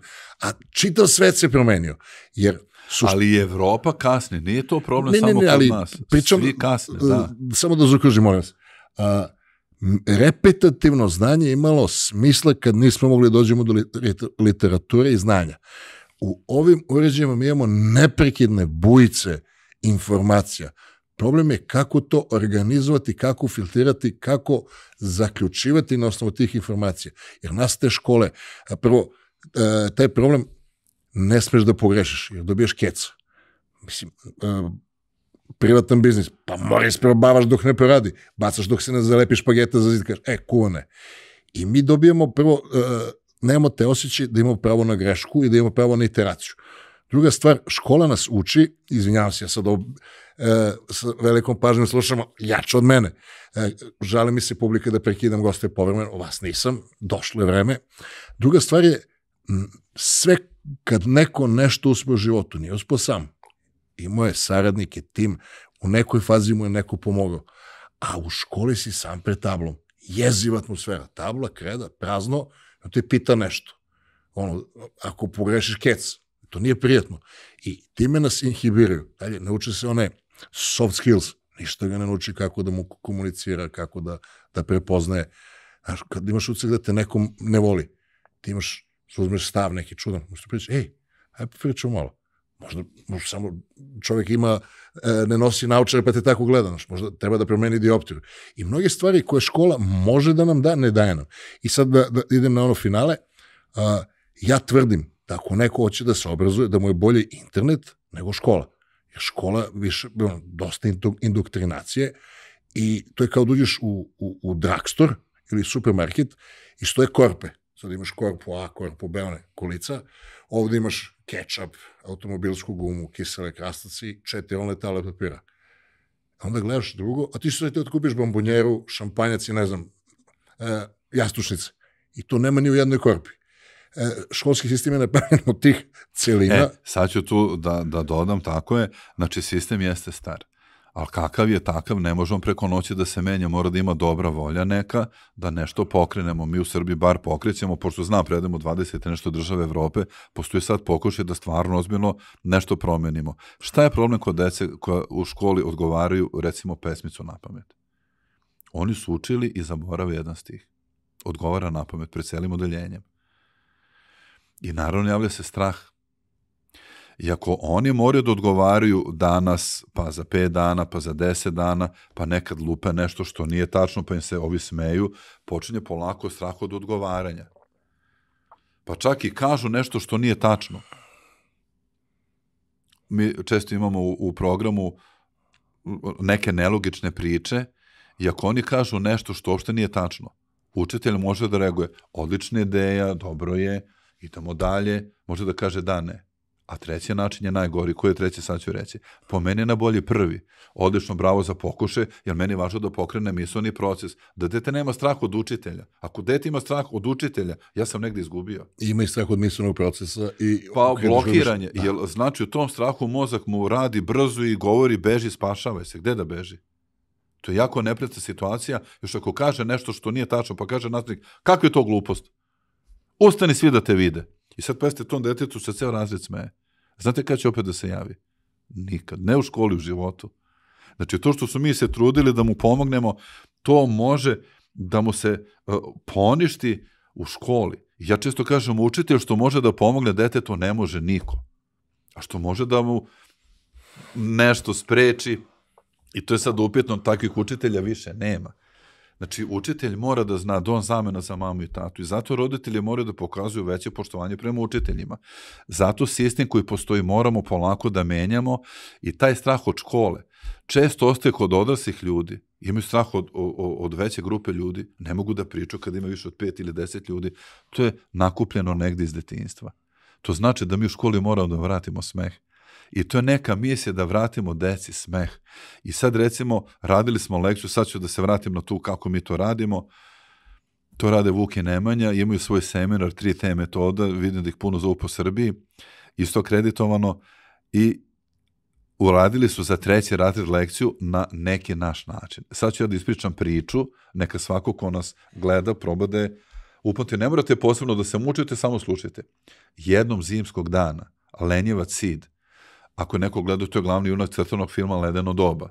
Znači, Lenjevac Sid je krenuo na planinu i na izlet poveo svoju kućnu životinju ljubimca ježa. I otišli su na planinu i videli drvenu ogradu. To je taraba. Jedva su nekako preskočili i kad su preskočili videli harmonika.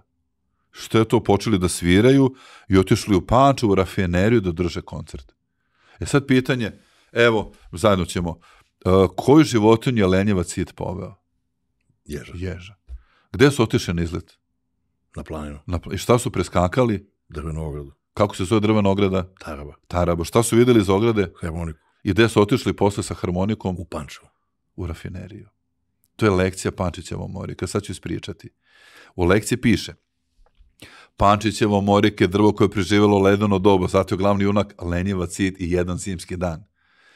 Omorika je igličasto drvo zimzeleno, znači koju životinju je poveo? Jež, asocijacija iglice. Tajno zapamtio. Otišli su na planinu i videli tarabu, a u reči taraba je sakrivena tara, znači to je planina Tara.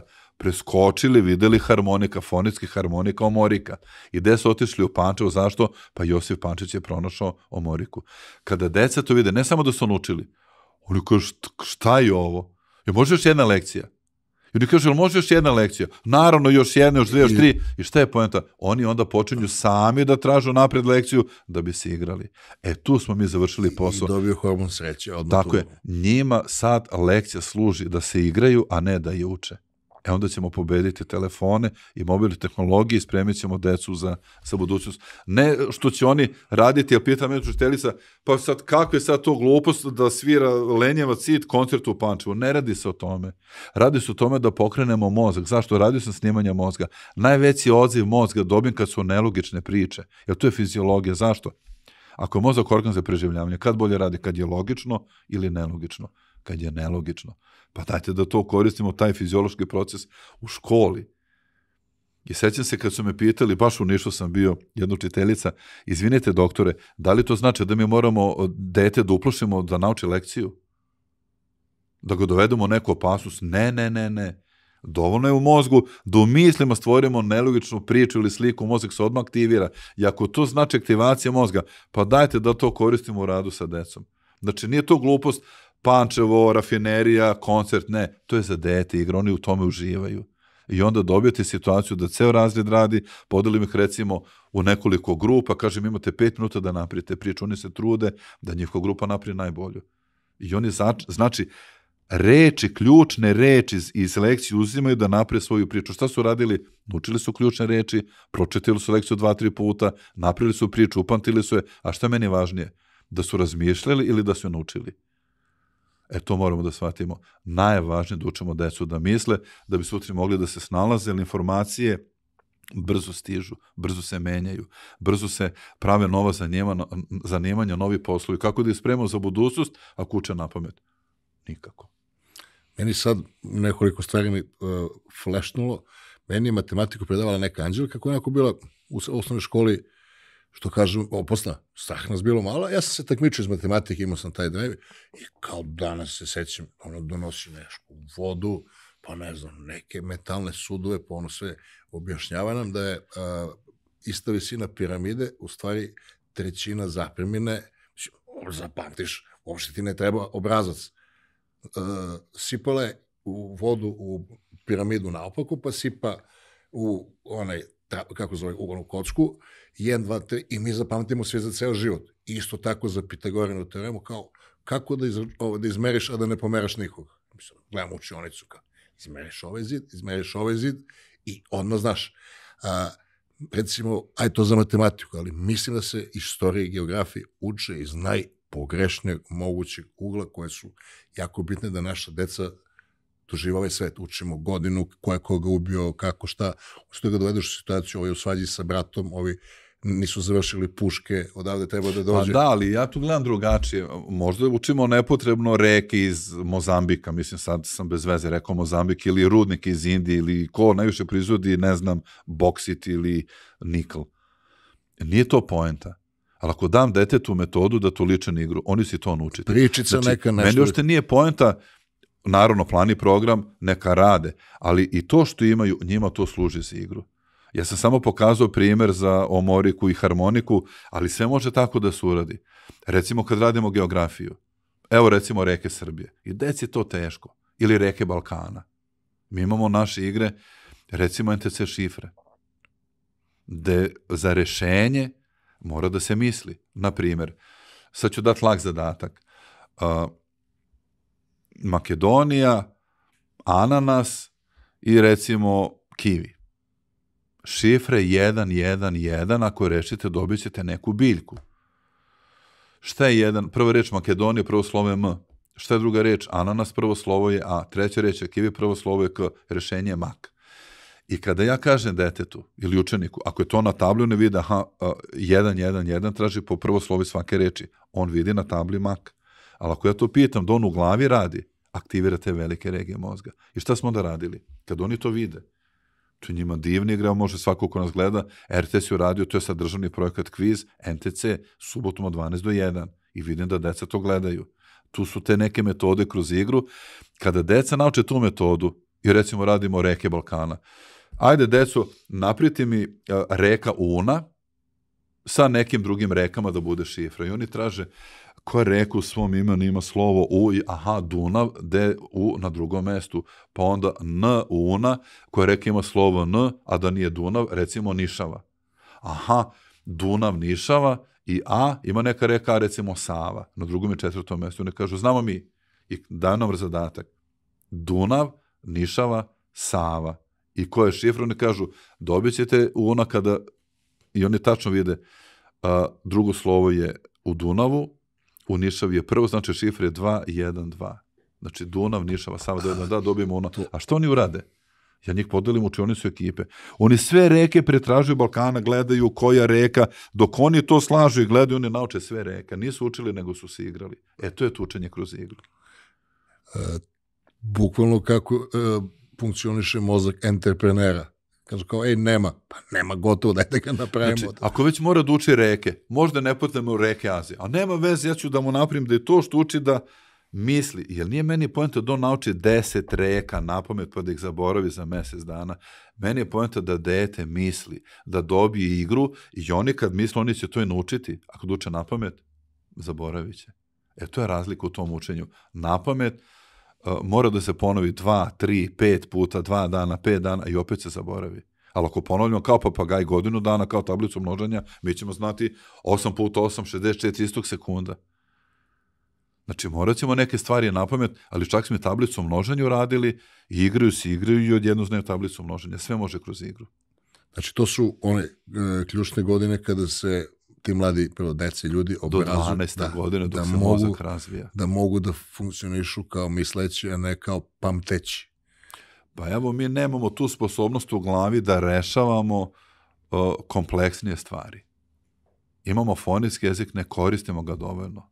Ako hoćemo da pokrenemo te regije mozga, mi imamo našu metodu sakrivanja reči. To je još bilo u Nevenu, u staroj Jugoslaviji, oni su to zvali odljušćivanje. Koja žensko ime se krije u reči banana, pa kao Ana. Ili koja žensko ime u reči ananas, Ana. Znači tu se nalazi reč u reči. Šta je sledeći korak? Imamo fonetski jezik. Pitamo decu, koja životinja se krije u reči kompas? Oni kažu pas. Znači ne treba ništa da piše, on već u mislima vidi da je tu pas. To je za vrtić. Malo teže. Koja životinja se krije u rečenici mala vaza? Oni vrte po glavi, zamišljaju reči i kažu lav. Mala vaza, lav. To je sakrivanje reči. I tu se ceo mozak aktivira. I poenta ovoga jeste da oni misle i da te metode koristimo, ja ću sad reći kako to ide malo teže, evo svako ko nas gleda neka proba da reši, koja životinja se krije u jednom velikom muzičkom instrumentu. I sad vrte, životinja, veliki muzički instrument, klavir, tu je lav. I deca kad vide, recimo ne reše, jel može još jedan primjer, jel može još jedan, i oni počinju stvari da se igraju, a mogu da dam ključne reči iz lekcije. I kad radim test sa ljudima koji dođu na predavanje, dam nešto malo teže. Mi nismo taj deo mozga aktivirali u Evropi, u tom starom sistemu, nemamo te mislone procese u vrtiću, sve se radi da dete vidi nivo konkretnog i kad uradimo neki zadatak takav misloni, mi imamo problem, sad sam rekao kompas, pas, mala vaza, auto je za vrtić, sad idemo malo teža pitanja i svi koji gledaju nek probaju da reše. Recimo, ovo nije tako teško, ali tu su već malo zahtevniji procesi, koja država se nalazi u rečenici delfin skače. I sad neka svako kolega proba da reši. Delfin skače. I tu je Finska. Znači, delfin skače, tu je Finska. I mi možemo na taj način da idemo sve teže i teže do momenta da ja vidim da u kratkim tim rečenicama ljudi ne mogu da nađu šta sam sakrio. Znači, mi imamo problem jer smo sve naučeni da bude na papiru da piše. Ili recimo primjer koji radi moj prijatelj Fedor Munižaba, žito gori. Koja je tu država? Eto, svi koji nas gledaju da probaju da nađu mala država u rečenici žito gori. Kad bi sad napisali na papiru žito gori, videli bi odmah da je tu država Togo. Ali ovako kad kažem u glavi, to je nama teško. Zašto? Nemamo aktivne te važne regije mozga. Mi smo radili sve kad se mozak najviše razvija na papiru, na stolu, da se vidi i zapravo možda najveću prednost našeg jezika, fonetski jezik, ne koristimo. Sad je vreme da koristimo, eto, naše prednosti. Spomenuli smo 2 puta. Jednom kad smo pričali koje zemlje imaju decu sa boljim rezultatima na PISA testu i sad smo u ovoj fonetskoj igri spomenuli Finsku. A mislim da je to penal da ispričamo kako je školski sistem u Finskoj. Ovaj novi. Da, oni su bili na tom famoznom PISA testu uvijek među najboljima u svetu i u Evropi, apsolutno.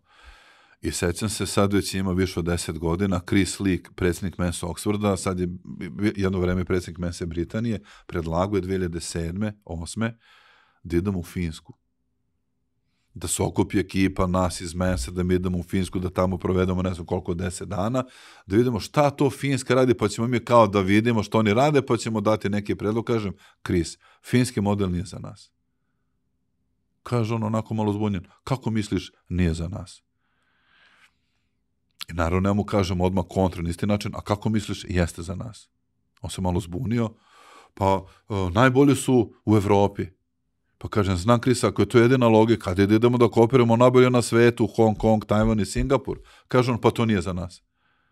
I pitam ga naravno, pa za koga onda kineski model, kaže on, pa za Kineze. A za koga je finski model? Jedno je progovorio za Finsku. Znači svako mora svoj model. Zašto? Ako gledamo realno, mozak se razvija u okruženju, pričali smo o onim famoznim sinapsama. Znači, veliki broj se resorbuje i kreću nove kad se rodimo. Od tih novih zavisi naša inteligencija, a to zavisi od okruženja. Ja često pričam, inteligencija je genetski dat potencijal, a razvoj zavisi od okruženja. Nije to 50% kako je pisalo u nekim knjigama.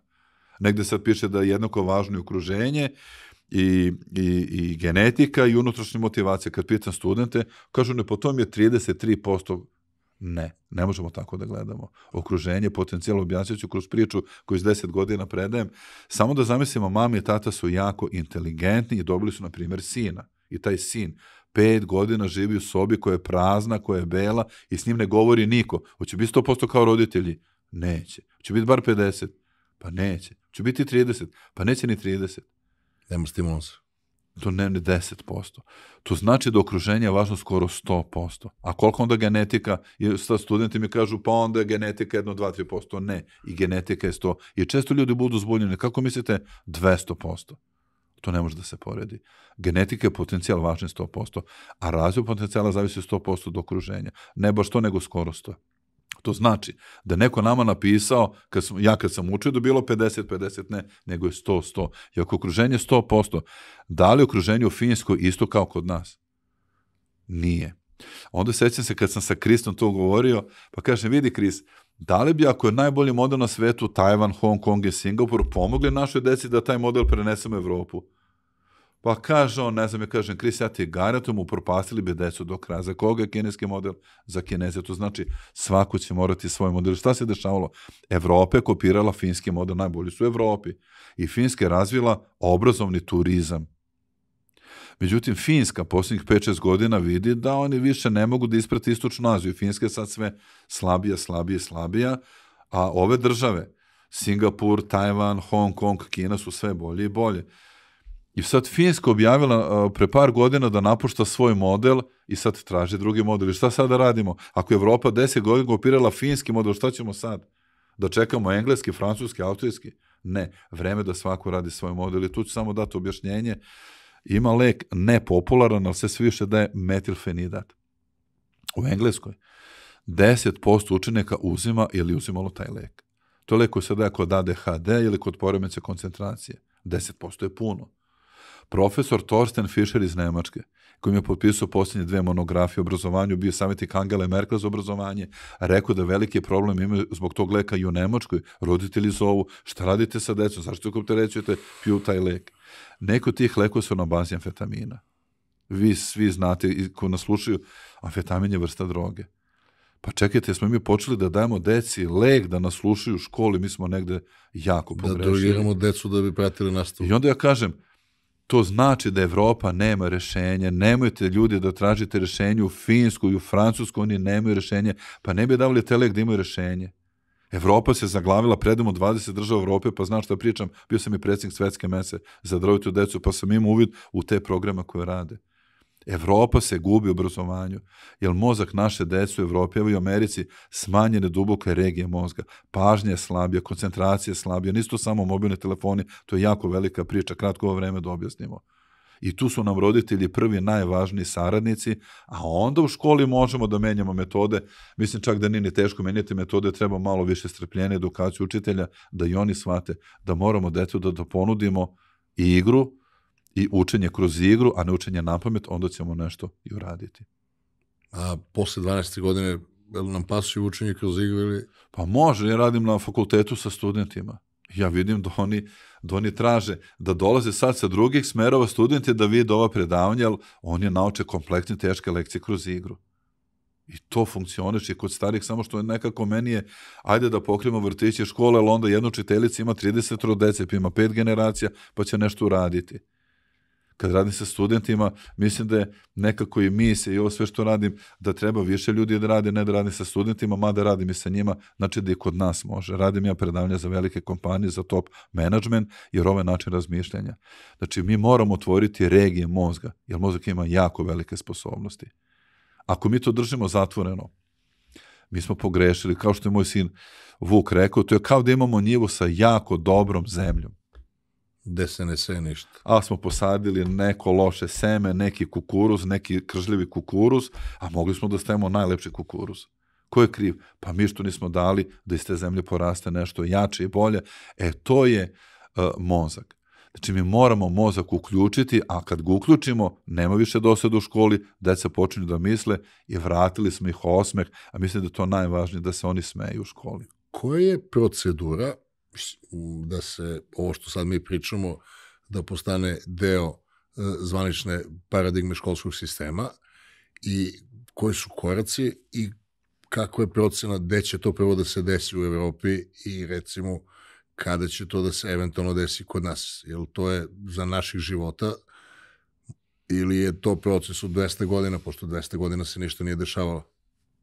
A to je proces, evo 10 godina, mislim da smo puno radili. U Sloveniji sam dobio, čak i katedru su osmislili da mogu tamo da predajem. Ja sam bio magistra medicinskih nauka, pa su me molili, ja sam bio više predavač, da doktoriram, da mogu da mi daju katedru, pa sam doktorirao na fakultetu u Nišu, na DIF-u, i onda sam ja, kad sam doktorirao, dobio moju katedru o neuronaukovoj obrazovanju, sad predajem neuronaukovoj obrazovanju i kineziologiju sportu, jer to je nešto novo. Vidim da oni hoće da menju, kako Slovenci. Mnogo su praktični od nas, brže rade promene. Ja sad predajem studentima psihologije, pedagogije, budućim učiteljima i vaspitačima, jer oni će to u praksi da primenjuju. Kod nas još to nije, ali bar imamo seminar odobren od Ministarstva obrazovanja i ZUO-a, sad su čak i radili projekat da vide da li NTC u praksi ima rezultate, videli su da ima. Tako da mislim da je sledeći korak, jer imamo akreditaciju za Srbiju, da uđe na listu prioriteta, sad mislim da će ministarstvo odobriti da to bude ipak neki prioritet da učitelji vide nove metode. Ako već sakupimo informacije iz 20 država, ako imamo tim koji to radi, ako smo napravili puno metoda za različite predmete, zašto to znanje da ne damo ovde? Tako da mislim da tu ide sporije nego što sam očekivao, ali ipak ide i velika je stvar za nas RTS, moram da kažem, Jelena Popović se trudila, nemam termina, nemam vremena, ona je zvala pre 2 godine. To je dečiji program. I na kraju smo seli i ona je htela kviz i sad RTS emituje NTC kviz. Koji je ideja bila na RTS-u? Da pokažu da ima nešto što je deci interesantno. Da pokažemo učiteljima i deci, već sam to spomenuo, da može da se uče na drugačiji način. Ove godine kviz ide sa tim metodama, a iduće godine ćemo školsko gradivo da pokažemo kroz te metode, da bi i na taj način i ministarstvo i RTS i ovako putem medija došli do učitelja da oni vide da postoje nešto novo. Jedno preslatko stvorenice iz moje okoline, devojčica jedna prelepa, od moje supruge najbolja drugarica pa ćerka, a ja sam sa tom devojčicom u odličnim odnosima, ona me zove Mićko i sve što mama ili moja supruga ne dozvoljava, ja sam kad ja dođem, ja imunizujem sve i nju i ovog mog najmlađih sina. Mali Mićko, Helena, pošto ja nju tako zovem, obožava da gleda kviz. Znači, gleda dete i obožava, ona ima, ne znam, 6, 7, 8 godina, meni to sve isto, ja ne pamtim, pošle u školu, znači, ja sad da kažem 5, znači ima 7 godina i obožava da gleda. Ja nisam ni znao za kviz kad sam se pripremao za naše druženje, znači, ja jako dugo pratim vaš rad. I to je bio novi input za mene, možda baš sinoć sam to vidio, da sam ja počeo da gledam kviz i ono meni je bilo spektakularno i spektakularno je što to detence koje nije baš crni pojas u pažnji. Nije ono da može da gleda nešto mnogo dugo i da radi, onako poprilično je, ne drži je mesto. Helena to gleda sa veoma velikim uživanjem i meni je to bilo wow. Zato što smo napravili kviz koji je drugačiji. Ovde uopšte nema reproduktivno neko znanje da se vrednuje. Jer ako neko nauči glavni grad 120 država, pa ne znam, planine i 100 država, pa reke, to je ipak neko veliko znanje stvarno za poštovanje, a to je reproduktivno znanje. I onda u kviz može da ide oneko puno i ima informacija. Ovo je kviz za decu da se vrednuje razmišljanje. Oni pokreću mislone procese, oni moraju da misle. Radimo poligone da oni moraju na jednoj nozi da stoje i da nešto što je lagano nabraju, ne mogu. Kad sam radio sa sportistima, recimo istraživanje u Partizanu košarkaški klub, tu su bile deca 9 ili 10 godina, mi smo radili one školice, što smo kao mali skakutali. Sad kako ti ide jedna noga, jedna, dve, jedna, dve.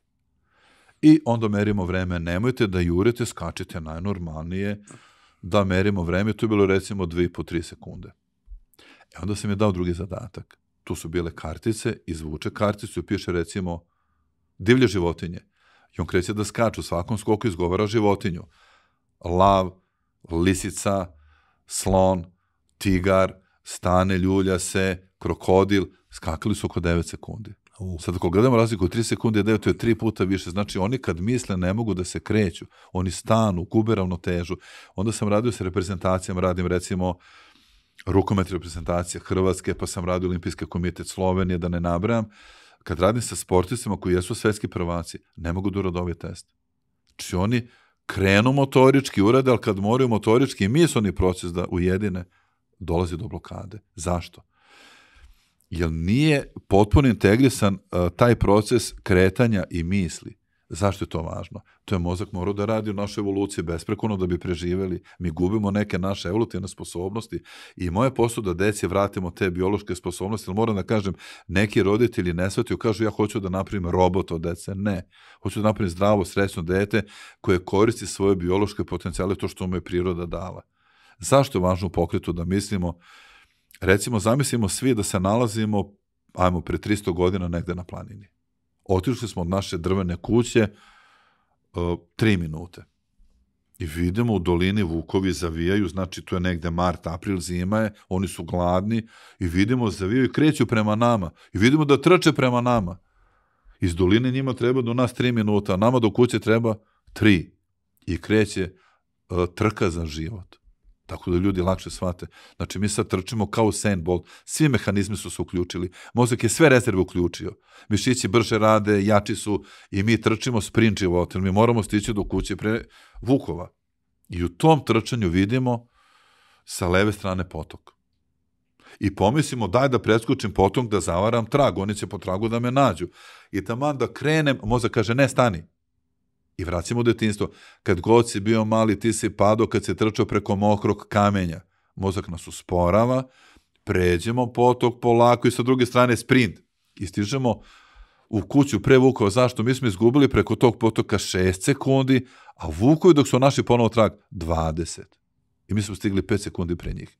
Znači, nama je razmišljanje u pokretu spasilo život. Šta bi bilo sa nama da nismo mogli da mislimo u pokretu? Poli bi nas vukovi. Znači, mozak je funkcionisao da u kretanju misli, mi smo tu sposobnost izgubili. Kad radim sa decom koji još nisu vrhunski sportisti, ja dobijem produženje 3 puta. Znači, razlika motorički plus misleni proces 3 puta. Kad radim sa reprezentativcima i prvacima sveta, dobijem 1,5 do 2 puta. Znači, ipak su oni malo bolje. I u tom prostoru, sad radimo već i vrhunski sport, leži mogućnost napretka tog sportiste, da brže procesuira razmišljanje, 2-3 kombinacije. Mislim da će to biti u budućnosti sporta. U sportu mi smo došli motorički do maksimuma. Čovjek je skočio u dalj, 9 metara, skočio u vis i sad svetski rekord se pomera 1 mm centimetra na 10 godina. Da. Na 10. Znači, mi sad moramo da uključimo mozak, jer tu su ogromne rezerve, ali nije meni cilj mozak u sportu, nego mozak u vrtiću u školi. Idealno ste mi servirali da ja postavim pitanje. Verovalo se da neće beli čovek nikada da igra bolje košarku od crnog čoveka. I mi sad iz 2 balkanske države imamo, ne zna se ko je bolji, pametniji, luđi od Dončića i od Jokića. Da. Pri čemu, ajde, Dončić ima ultra mega fiziku, a Jokić može povremeno i da skoči. Jokić je mozak po onome što ja gledam kao neko ko predaje neuronauke u sportu. Njegov mozak brže radi. On ima tu sposobnost. Jer ako mozak brže radi... Njemu se sve dešava usporeno. Malo usporenije. Samo da se vratimo na priču o vukovima, ali mozak kad brže radi, mi trčimo isto ti pored potoka i sad recimo, da se vratim pa ću povezati s Jokićem, mi trčimo uz taj potok. Sa leve strane provalija, sa desne potok i gusta šuma. I mi trčimo, još minut imamo do kuće. I vidimo grane preprečila put. Ima 20 metra do te grane. A realno mi to pretrčimo za 3 sekunde.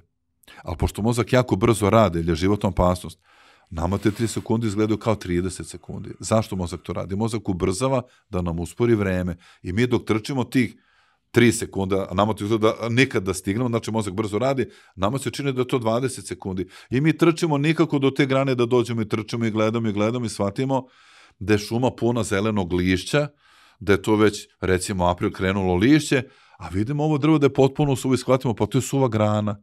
I mozak nas vraća kad smo bili mali, to deca radi instinktivno. Uzimaju suvu granu sa trave i udaraju suve grane po osnovnom drveću kao mačem da ih odseku. To deca radi instinktivno. I mi shvatamo, ta grana je suva i nećemo ni da mislimo da li da preskačemo ili ispod nje. Svojim telom je lomimo i ne gubimo ni delić sekunde. Znači, mozak radi brzo da bi nam pomogao. I sad, ako sportist ima tu mogućnost, neće on napraviti od 3 sekunde 30, njemu je dovoljno da napravi 3 sekunde 3,2. Da malo brže uredi reakciju i misao od igrača koji je protivnik i to Jokić ima. Znači, Jokić ima tu sposobnost. I tu se vidi ta inteligencija i brzina rada mozga i on zato može da primeti jako puno stvari, njegov mozak radi drugačije.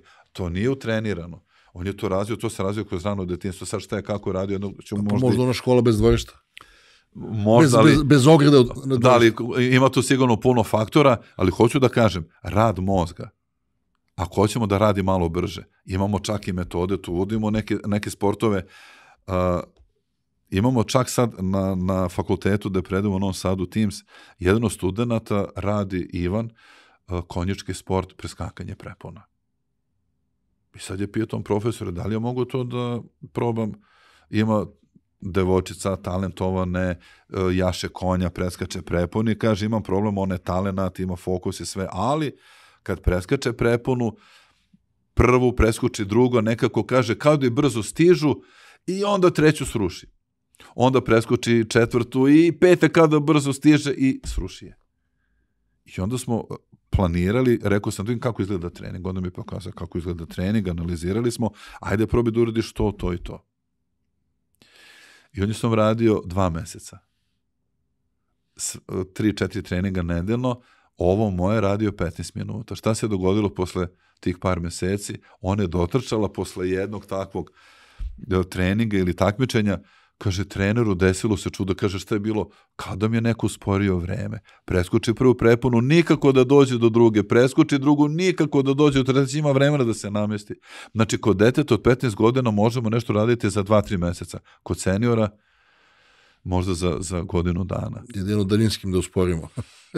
ali to, znači, Jokić ovo razvio do svoje 16. godine. Kako? Ne znam. Po tome on poseban i specifičan. A Dončić je sam po sebi čudo od malena igrao, pa njegov tata je bio košarkaš. Znači, Dončić imao taj osjećaj od malena. Ne bih ja mnogo izdvojio Jokića i ispričao Dončića. I Dončić ima tu sposobnost, vidim ja po reakcijama, jer to se vidi. Ali skroz izlazi iz klišeja, skroz potpuno drugačije. Mislim, izmislili su neke stvari koje nisu postojale. Onaj Sombor šafoli, kad izađe iz bloka i onaj poludvokorak sa kapice, odnosno malo ispod penala. Pa samo njegovo dodavanje, neka ljudi koji ne gledaju Jokića, samo da otkucao njegovo dodavanje, kako on dode tu loptu kroz 2, 3, kroz 4 igrača, znači nestvarno. I sad, nisam sad skoro pratio, ali mislim da on već ušao među najboljih 5 ili ne znam koliko igrača po tim triple-doublovima. Znači on ima i šut, i skok, visoke, ali asistencijstvo nije baš tipično za centre. Znači, mi smo počeli od onih mikroskopskih ljudskih organizama od beba i došli smo od ovih od 200 i koliko, 216. Bilo mi je veliko zadovoljstvo i jako sam počašćen što sam uspio da vas dovedem iz daleke i prijateljske nam Slovenije, da u ovom podcastu koji ja onako veoma ozbiljno pristupam, nameram je da pričam sa ljudima koji mogu da nam razjasne neke stvari o svetu, da nam daju makar i jednu rečenicu koja će nekom tamo da kaže aha, veliko hvala što ste bili moj gost. Hvala i vama za priliku da ovo sve lepo ispričamo, da ljudima malo zaokružimo priču, da bude jasnije što od njih zavisi, to je od roditelja i kako možemo da pomožemo. Kako mogu da nađu bilo što od materijala, recimo sad? Pa ima sajt ntcučanje.com, tu je sve dostupno, otvoreno, besplatno, ima jako puno korisnih tekstova, ima čak i neko vreme za NTC aktivnosti koje mogu da rade kod kuće u školi, tako da mogu na sajtu ntcučanje.com i RTS kviz subotom od 12 do 1.